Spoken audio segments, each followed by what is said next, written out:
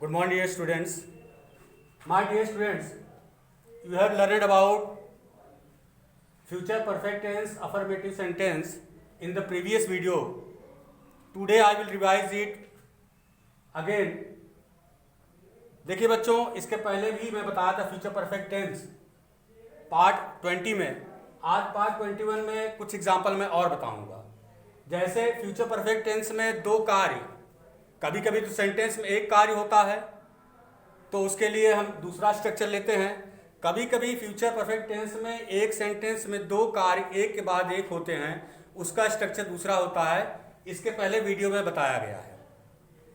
Example के तौर पे लीजिए उस एग्जाम्पल पार्ट 21 के पार्ट 20 के जो एग्जाम्पल्स हैं उसको देख लेंगे और ये पार्ट 21 का एग्जाम्पल भी आप देखिए जैसे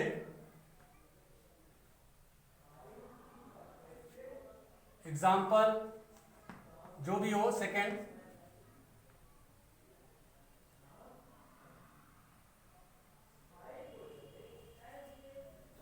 जैसे तुम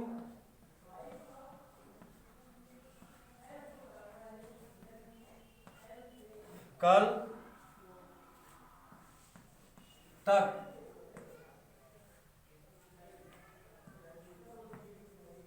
यह कार्य कर चुकोगे.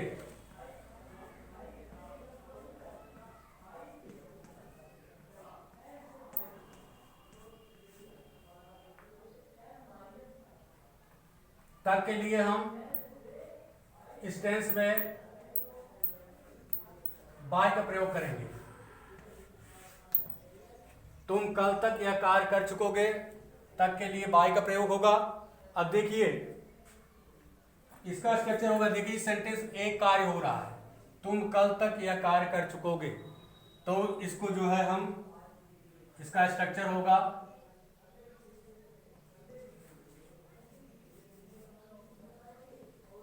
सब्जेक्ट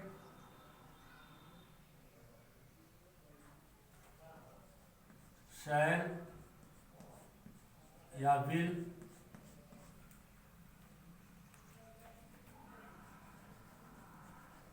हैव का प्रयोग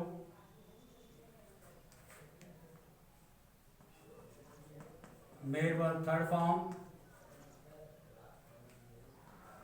object plus other words.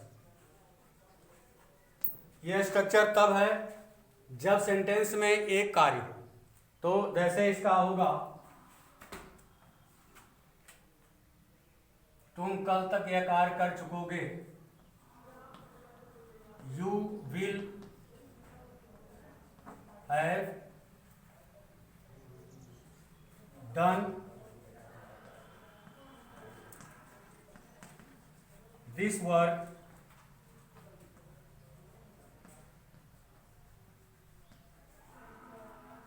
By tomorrow.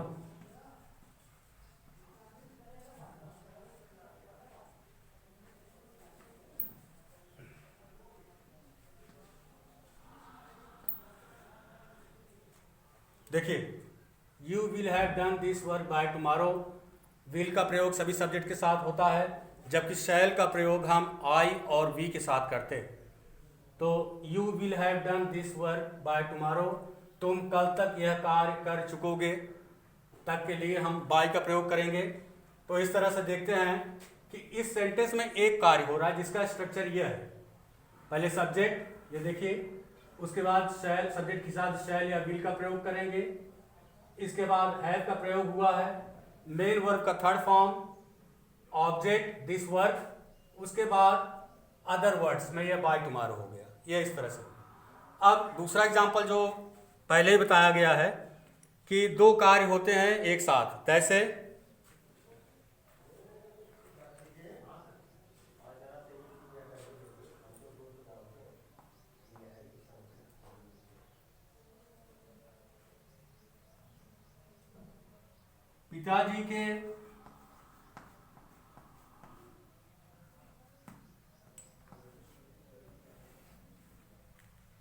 पिताजी के सोने से पहले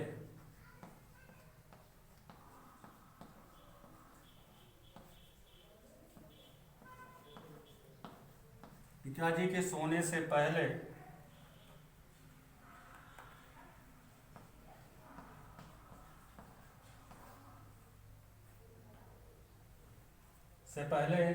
हम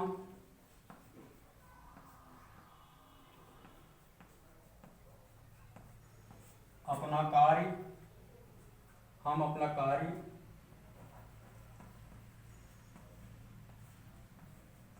समाप्त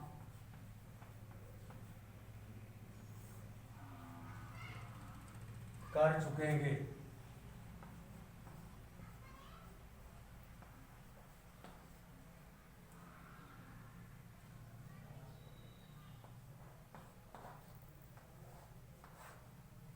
पिताजी के सोने से पहले हम अपना कार्य समाप्त कर चुकेंगे। देखिए, इसमें एक तो पिताजी का सोना और दूसरा कार्य को समाप्त करना, दो कार्य हो रहे हैं एक के बाद एक। जो पहला कार्य होगा, इसमें पहला क्या है, पिताजी के सोने से पहले हम अपना कार्य समाप्त कर चुकेंगे। इसमें अपना कार्य समाप्त कर चुकेंगे ये पहले हो रहा है, बाद में पिताजी सोते हैं। तो जो कार्य पहले होगा उसको हम फ्यूचर परफेक्ट टेंस में रखेंगे, उसके लिए यह स्ट्रक्चर होगा। और जो दूसरा कार्य है पिताजी के सोने वाला, इस टेंस इसे हम जो है प्रेजेंट इंडेफिनिट टेंस में रखेंगे। इसे हम प्रेजेंट इंडेफिनिट टेंस में रखेंगे और पहले के लिए हम बिफोर का प्रयोग करेंगे। तो पहले के लिए बिफोर का प्रयोग होगा,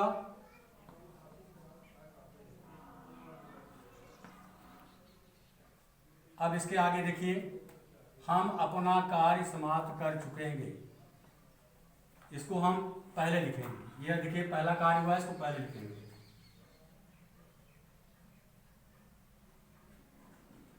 We shall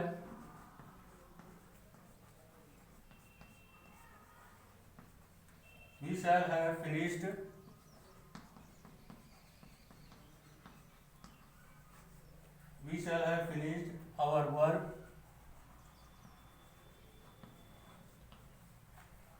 बिफोर बीच में आया, पिताजी के सोने से पहले। इसे बाद में हम लिखेंगे क्योंकि ये बाद में हुआ है, और इसे हम प्रेजेंट इंडेफिनिट टेंस में रखेंगे। देखिए, बिफोर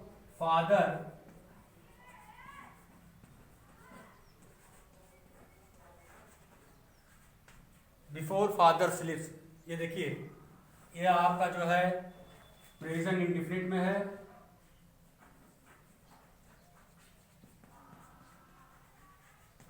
और बिफोर से पहले का सेंटेंस जो है आपका यह फ्यूचर परफेक्ट टेंस में है।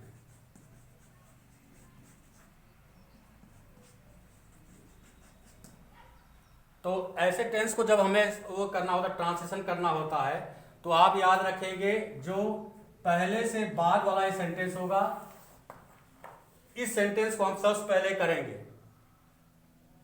हम अपना कार्य समाप्त कर चुकेंगे, तो इसको हम इस अंतिम वाक्य को सबसे पहले इंग्लिश में करते समय करेंगे, जो कि फ्यूचर परफेक्ट टेंस में होगा। और बिफोर से पहले वाला जो कार्य है उसको हम जो है बाद में करेंगे, जो कि प्रेजेंट इंडेफिनिट टेंस में होगा। ये इसके पहले भी उदाहरण में बताया हूं, ये देख लीजिए, इस तरह से ये वाक्य होगा। अब इसके बाद हम नेगेटिव सेंटेंस बनाते हैं, वह देखिए।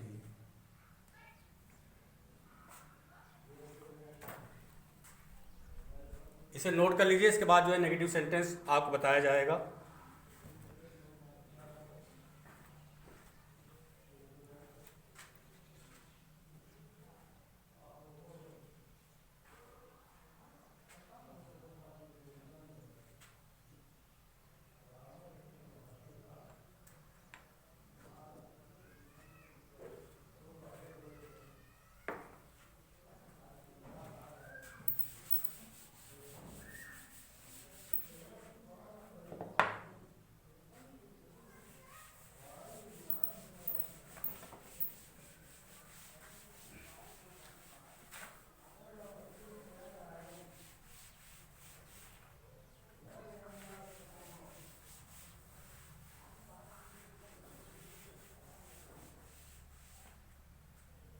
देखिए बच्चों, अब ये आपका negative sentence,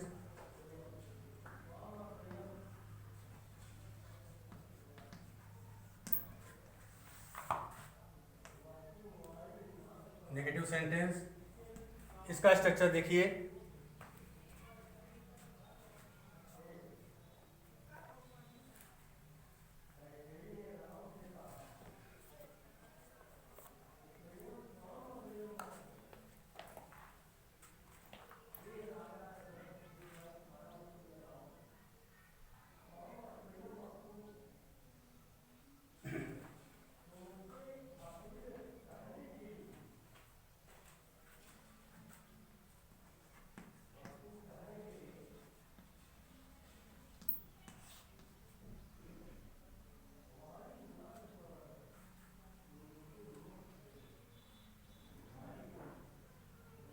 subject,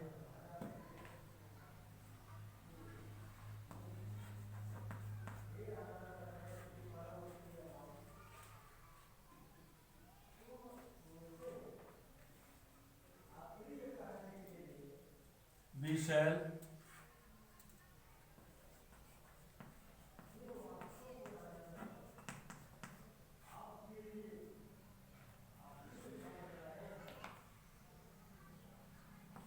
plus not,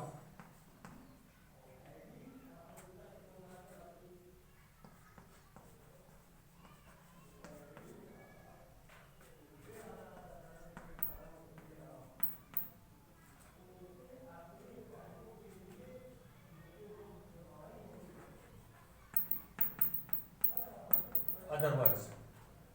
इस तरह से देखेंगे। अब वही सेम टू सेम इसमें भी है कि नेगेटिव सेंटेंस में भी जब दो कार्य होंगे, एक तो यह जिस सेंटेंस में एक कार्य होता है उसके लिए यह स्ट्रक्चर है। जैसे मान लीजिए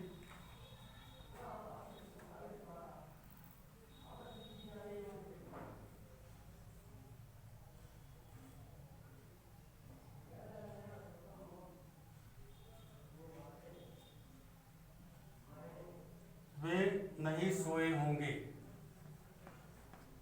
वे नहीं सोए होंगे।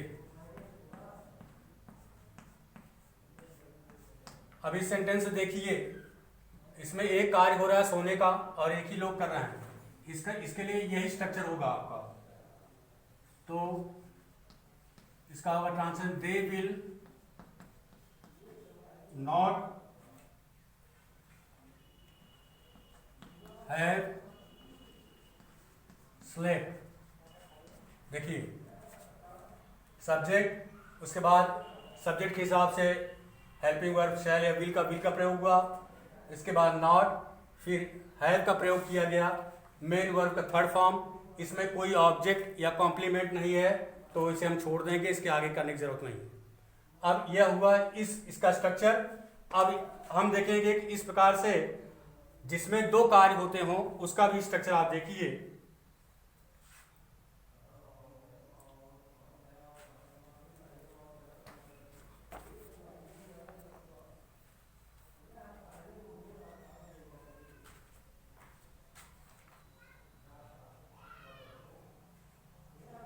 कैसे?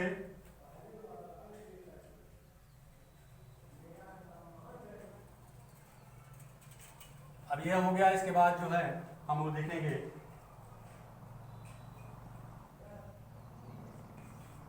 सेकंड।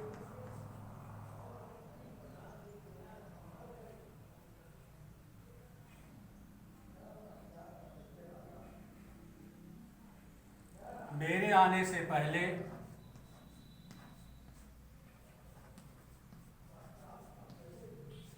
मेरे आने से पहले या पूर्व में, मेरे आने से पहले कैलाश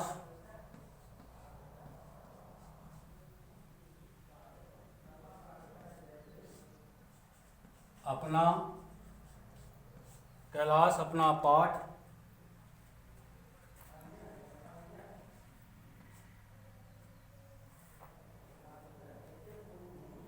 याद नहीं कर चुकेगा।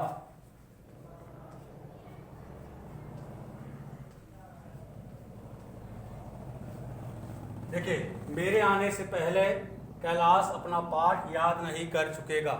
इस तरह से देख रहे हैं, इसमें भी दो कार्य हो रहा है, एक तो आना और दूसरा जो है कैलाश का पाठ याद करना। तो इसमें सबसे पहले मेरे आने से पहले कैलाश अपना पाठ याद नहीं कर चुकेगा, तो इस तरह से पाठ आना जो है वह बाद का है, लेकिन याद करने की जो क्रिया है वह पहले हो रही है। तो सबसे पहले इसे हम रखेंगे पहले वाला के बाद से यह सेंटेंस हम सबसे पहले लिखेंगे और इसे जो है हम फ्यूचर परफेक्ट टेंस में रखेंगे। और पहले से पहले वाला जो सेंटेंस है, मेरे आने से पहले वाला जो है यह फ्यूचर प्रेजेंट इंडिफिनिट टेंस में होगा। देखिए इसका होगा Kailash will not have learned या learned, दोनों यूज कर सकते हैं, learned या learned। इसका जो है third form, Kailash will not have learned his lesson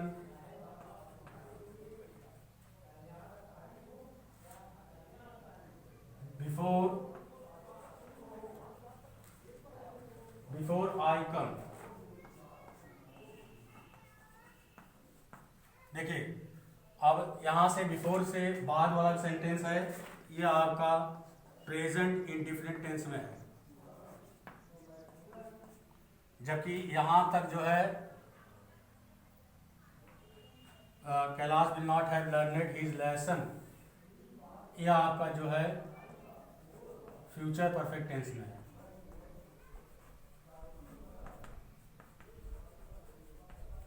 ध्यान देने की बात है, ये देख लीजिए आप, इस तरह से होगा Kailash will not have learned his lesson before I come. तो इसमें दो, जैसे पास्ट परफेक्ट टेंस में आपने पढ़ा था कि दो टेंसों का प्रयोग किया जाता है, पास्ट परफेक्ट टेंस का और प्रेजेंट इंडिफिनिट टेंस का, उसी तरह फ्यूचर परफेक्ट टेंस में भी दो टेंसों का प्रयोग होता है। ठीक है, अब इसको आप नोट करिए, इसके बाद जो है इंट्रोगेटिव सेंटेंस में बताता हूं।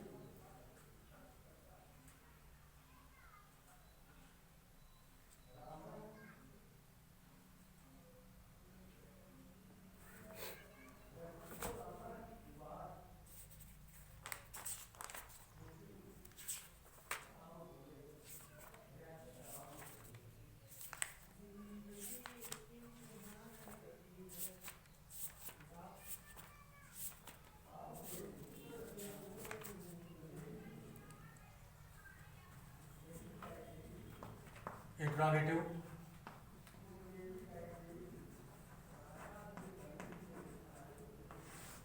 First type,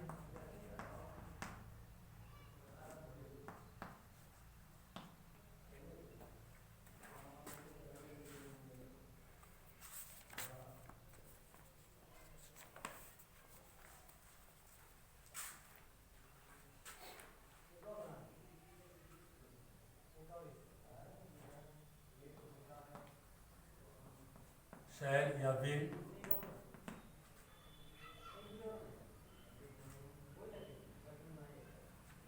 plus subject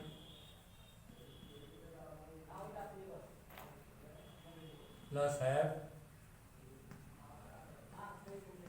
verb का third form plus object plus other words. तो इस तरह से देखेंगे। एग्जाम्पल, क्या वह घर जा चुका होगा। एग्जाम्पल देखिए, क्या वह घर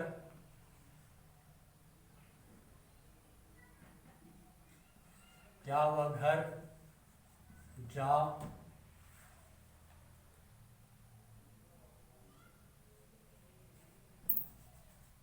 क्या वह घर आ चुका होगा।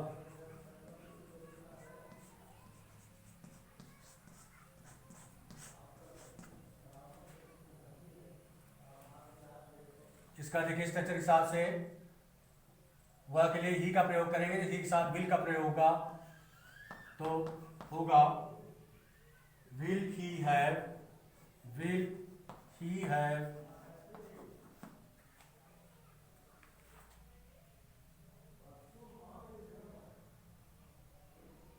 will he have come to home। Home से पहले टू नहीं लगाएंगे, इसमें बुक में दिया गया है टू, लेकिन होम से पहले हम इन्फिनेटिव टू नहीं लगाते हैं। will he have come home, कहीं कहीं बुक में देखा गया है कि होम पहले टू लगा देते हैं इन्फिनेटिव, लेकिन रूल ऐसा कहता है कि होम से पहले टू का प्रयोग नहीं होता। तो देखिए, will he have come home, यह हो गया क्या वह घर आ चुका होगा। Will he have come home, यह देखिए। अब दूसरा सेंटेंस देखते हैं। सेकंड,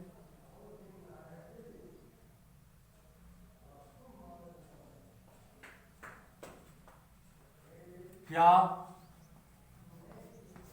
वे स्कूल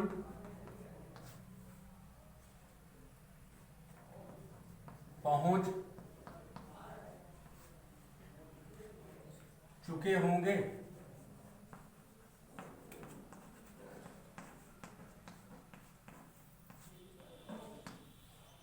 देखिए, will they have will they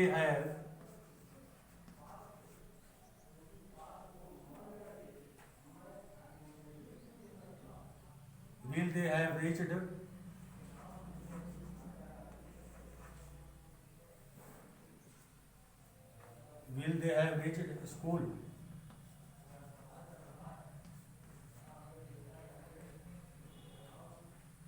क्या वे स्कूल पहुंच चुके होंगे। will they have reached school। इस तरह से हम देखते हैं कि यह इंट्रोगेटिव फर्स्ट टाइप है। अब इसके बाद हम इंट्रोगेटिव सेकंड टाइप देखेंगे।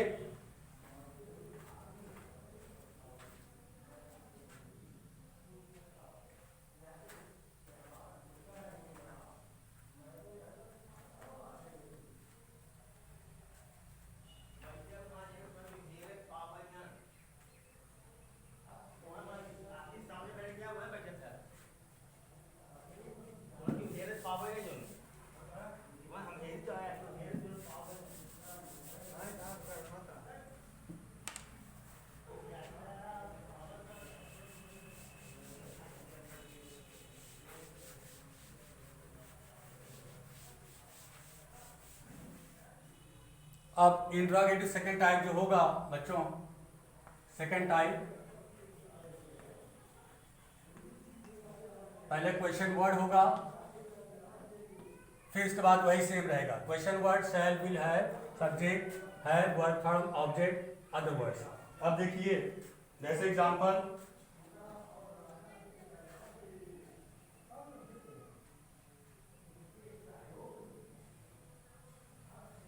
मैं घर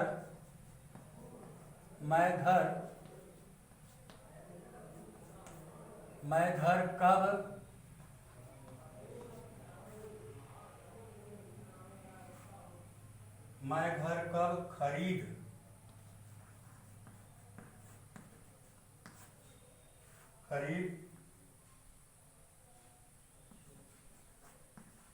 चुका होऊंगा।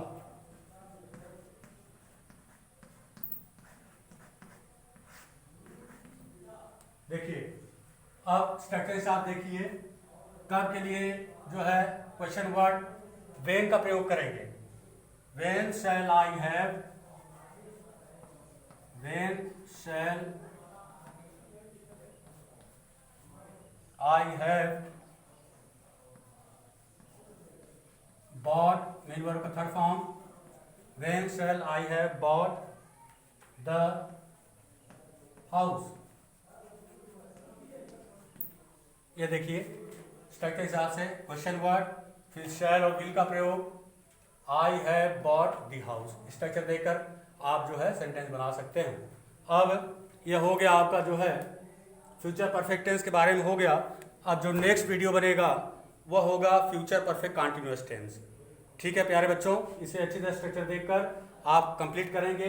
देख लीजिए, मैं घर कब खरीद चुका होऊंगा, when shall I have bought the house, या होम भी कर सकते हैं। Thank you very much.